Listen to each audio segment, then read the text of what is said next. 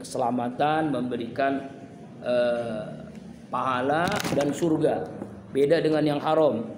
Setiap yang haram itu membuat kita sengsara, membuat kita dapat murka Allah, membuat kita gelisah. Semua yang haram. Halal tenang, halal bahagia, halal ridho Allah, halal pahala, halal surga. Nah, itu harus diingat. Haram murka Allah, haram gelisah, haram membuat sial dalam hidup, haram membuat kesengsaraan dunia dan akhirat, kemurkaan Allah. Qalu ta'irukum ma'akum a'inzukirtum bal antum qaumum musrifun. Surah Yasin ayat berapa? Pokoknya Yasin aja deh ya, supaya urusannya lancar. Kemalangan-kemalangan yang terjadi, sial dalam hidup terjadi karena ulah kalian sendiri. Karena ulah kalian sendiri itulah yang mengundang sial dalam hidup. Musibah. In ahsantum li anfusikum wa in asatum falaha. Surah Al-A'raf ayat Al-Isra ayat 10, benar. Jika kalian berbuat baik, maka kebaikan itu kembali kepada kalian. Jika kalian berbuat buruk, kembali juga kepada kalian. Begitu. Halal ridho Allah. Nah, ya, dalil jelas ya, Allahul bai'a wa harama riba. Allah halalkan jual beli, Allah haramkan riba. Halal jual beli, haram riba. Itu pasti ya. Itu jelas dalilnya, Al-Qur'annya jelas. Dalil qat'i sudah mengatakan bahwa setiap jual beli itu halal. Tetapi jual beli yang mengandung riba haram, itu jatuhnya kepada haram. Pada dasarnya jual beli itu halal, haram riba. Nah, sekarang masalahnya apa itu riba? Riba itu adalah fadlu malin bila iwadin fi muawadati malin bimalin. Ya, ini namanya pengertian riba. Riba adalah fadlu malin, kelebihan harta, bila iwadin dalam suatu muamalah, dalam suatu transaksi ekonomi, fi muawadati malin bimalin, dengan tanpa ada imbalan, dengan tanpa ada gantinya. Begitu. Itu pengertian ya, definisi ta'rif tentang riba.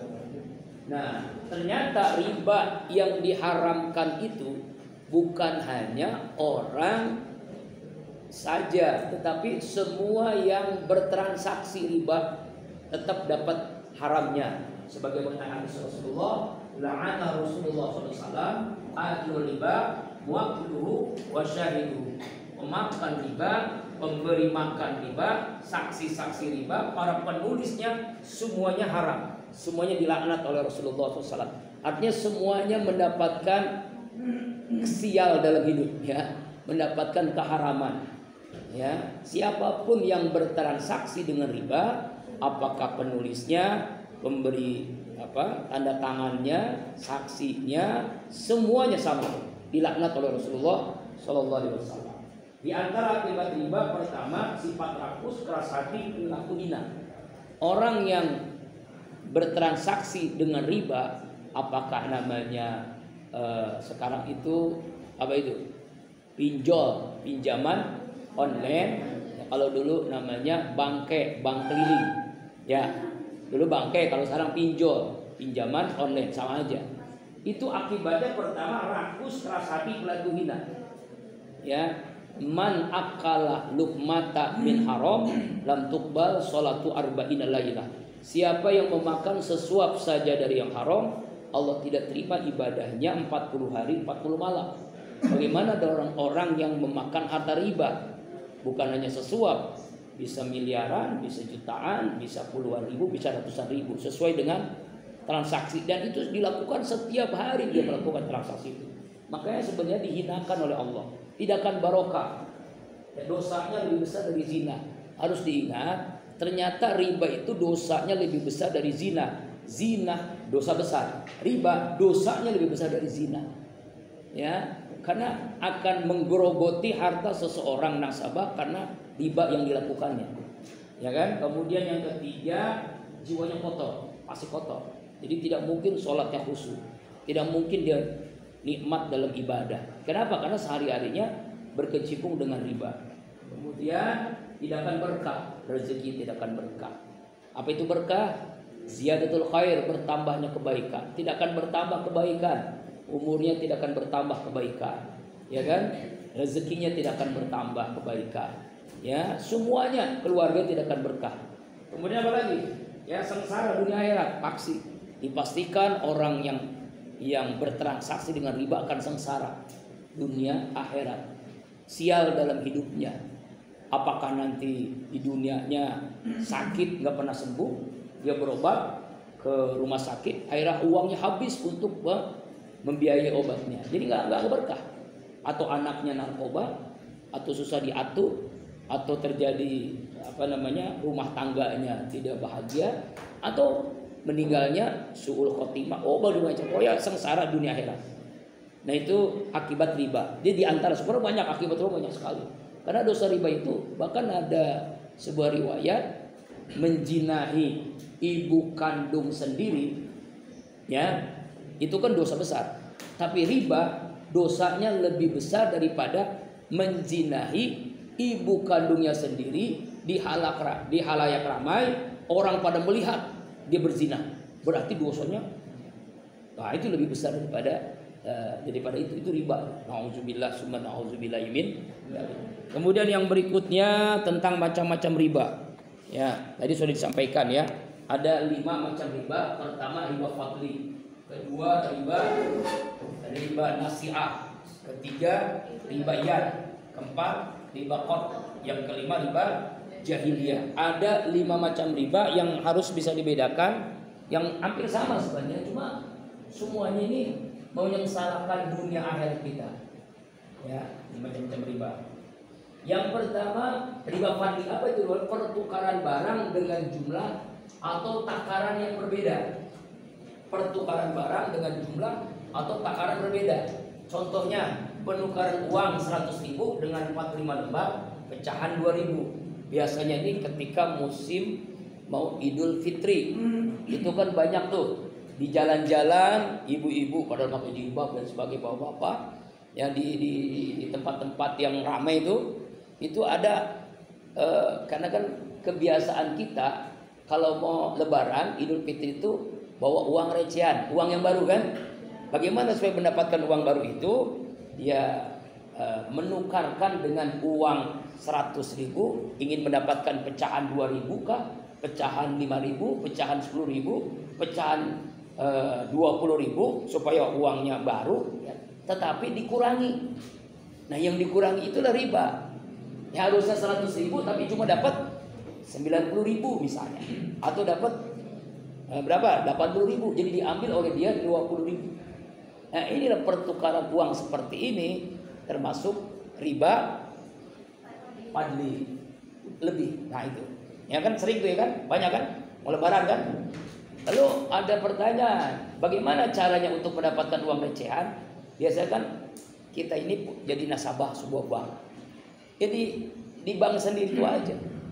Kita nasabah ke bank misalnya BSI, Bank Syariah Indonesia, lalu 2 minggu sebelum Lebaran Idul Fitri kita tukarin di situ aja. Kalau di situ nggak ada kelebihan, sama dengan uang yang kita miliki. Kita menukar uang misalnya 3 juta, pecahan 10.000, 20.000 atau nggak ada pengurangan, nggak ada kan ya? Coba untuk menukarkan uang tidak ada kelebihan. Atau biasanya kalau di Jakarta itu ada mobil khusus dari BI Bank Indonesia, dia menukarkan uang dibatasin, tapi itu tidak ada dikurangi. Kalau 3 juta ya 3 juta jumlahnya, kalau 2 juta ya 2 juta. Ya, walaupun dibatasin sampai 3 juta misalnya.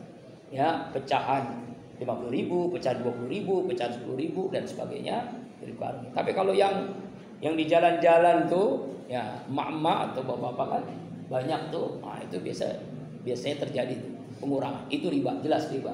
Namanya riba fadli. Yang kedua riba nasi'ah. Apa itu riba nasi'ah? Penukaran barang yang menghasilkan kelebihan dengan jangka waktu tertentu. Misalnya kita pinjam emas, dikembalikan dengan uang tunai setahun mendatang, dan itu berbeda. minjam emas misalnya 1 gram untuk mahar mas kawin, ya kan? Nah, ternyata harga emas setahun ini 1 juta. Ternyata besok tahun depan 1.200.000 misalnya. Nah, kita bayarnya itu bukan 1 juta sampai 1.200.000. Nah, 200.000 itulah riba nasi'ah.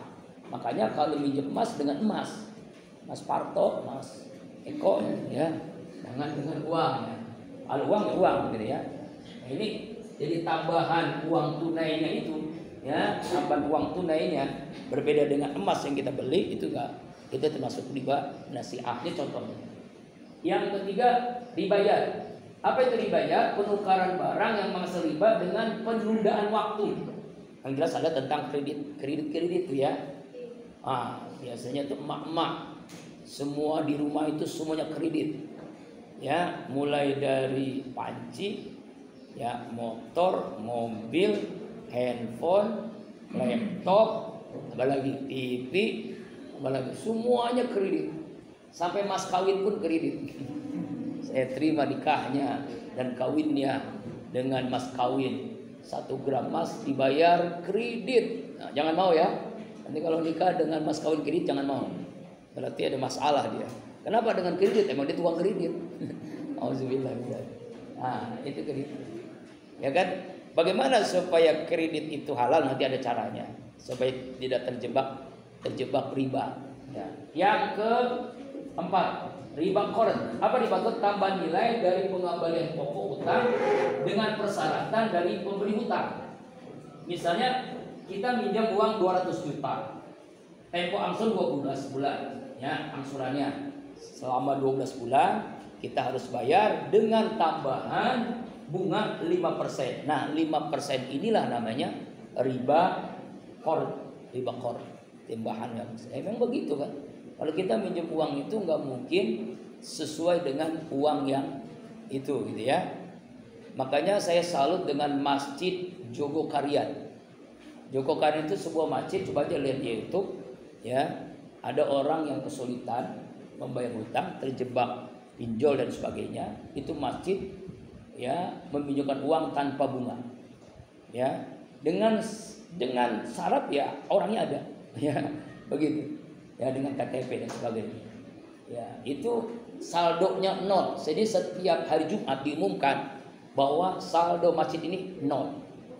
Tapi pemasukannya sekarang itu bisa 300 juta. Tapi kenapa bisa 0? Untuk kesejahteraan keluarga. Misalnya nih, kamu sholat di Jogokarian, motor hilang, diganti dengan motor yang sama. Ya, tuh. Misalnya sendal hilang, kalau sendal mah harga kecil sendalnya, ya, sendal cuma sendal gitu ya. Dengan sendal dengan sepatu yang sama diganti. Orang-orang di situ yang tidak punya modal dikasih modal untuk usaha. Yang anaknya sakit nggak bisa bayar rumah sakit dibayarin dan sebagainya.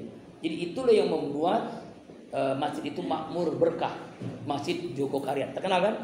Coba lihat aja di YouTube-nya, Masjid Jogokarian. Saldo selalu 0. Pemasukannya luar biasa, masya Allah. Jadi uang umat untuk umat. Ini kadang-kadang masjid-masjid kita ini uang umat itu amal jariah itu seperti uang pribadinya, seperti uang bendaharanya, pengurusnya. Akhirnya uangnya mandek, uangnya laporan di setiap hari Jumat 150 juta, ya kan? Banyak banget tuh saldo. Itu bangga gitu, merasa bangga dengan saldo sampai ratusan juta, tapi tidak merasakan kemakmuran di masjid itu. Jadi orang-orang sekitar itu yang susah, warungnya nggak ada modal, yang punya hutang tuh nggak dibantu begitu. Berarti kan nggak ada kesejahteraan. Inilah luar biasa ya Masjid Jogokarian itu membuat terobosan baru dan sekarang udah banyak masjid-masjid yang sudah mencontohnya. Ya, mudah-mudahan nanti juga kamu bisa mengikuti contoh seperti ini, masjid percontohan ya, membawa kemaslahatan, khairun nas anfa'un nas. Lalu ada namanya riba jahiliyah. Apa riba jahiliyah? Tambahan atau kelebihan yang dikenakan atas nominal pelunasan utang yang sudah melebihi pokok jumlah pinjaman. Misalnya kamu ambil sama dengan riba qard, kamu pinjam uang 100 juta atau 50 juta di sini ya, dikembalikan 6 bulan. Jika tidak dibayarkan, peminjam dikenakan tambahan dari total pinjaman. Jadi ada sanksi, ya kan? harusnya bayarnya 50 juta, tapi karena tidak mampu bayar, maka diambil sanksinya. Itu yang bank-bank terjadi kan? Ada yang digadai di rumahnya, ada yang tanahnya, ada yang diambil kendaraannya, karena dia tidak mampu melunasi hutang. Nah itu namanya riba jahiliyah. Tadi sayangnya tidak diangkat tentang masalah bunga. Bunga ini termasuk riba atau tidak? Itu sayangnya pemakalah itu harusnya diangkat ke permukaan supaya nanti bisa dipahami bahwa ya bunga ini riba atau tidak. Kalau riba berarti haram, kalau tidak ya tidak, ya kan? Makanya tadi sayangnya tidak diangkat ke permukaan masalah bunga bank. Wallahu a'lam bishawab. Demikian, semoga bisa